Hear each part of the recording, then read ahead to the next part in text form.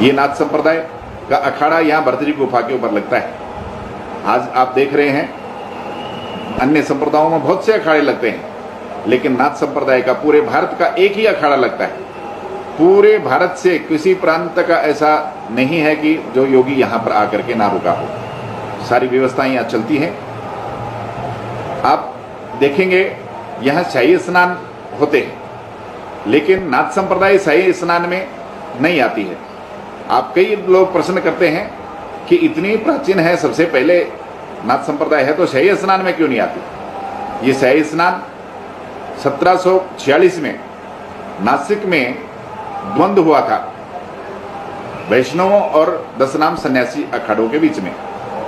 वो स्नान का था कि दूसरे स्थान पर स्नान वैष्णव करते थे, पहले स्नान पर नाथ संप्रदाय करता था, और तीसरे स्थान पर 10 नाम सन्यास अखाड़ा करता था। लेकिन 10 नाम सन्यास जो है वो कहने लगा कि क्योंकि हम शैव हैं और नाथ संप्रदाय भी शैव है, तो इसलिए हम दूसरे नंबर पर स्नान करना चाहिए, हम इकट्ठा स्नान करेंगे, और वैष्णव इकट्ठे करना चाहिए। इसी बात पर द्वंद्व हुआ, इतिहास में दर्जित है। उस द्वंद्व में हजारों संत जो हैं उनका घात हो गया था।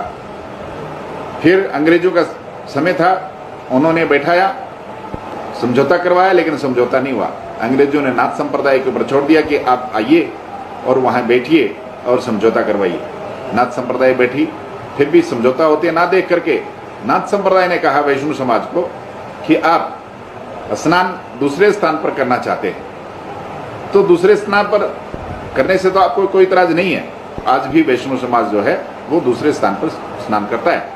नाथ संप्रदाय ने कहा ठीक है, हम स्नान नहीं करते हैं, हम अपनी शाही नहीं निकालेंगे, और हमारे स्थान पर 10 नाम सन्यास जो है वो शाही निकालेगा। इसलिए आज परंपरा है 1746 से प्रारंभ हुई कि पहले 10 नाम सन्यास जो है वो शाही स्नान करता है, दूसरे पर वैष्णव। तब से नाथ संप्रदाय ने अपना शाही स्नान बंद कर दिया। हम इसीलिए यहाँ भर्तरी गुफा के पास में भर्तरी घाट है, आप देखेंगे, तो इसलिए यहाँ बनाया है भर्तरी घाट सरकार ने, क्योंकि नाथ संप्रदाय शाही स्नान नहीं करती है, तो वो इसी घाट पर भर्तरी घाट पर भी अपना उस समय पर पर्व के ऊपर नाथ संप्रदाय यहाँ स्नान करती है।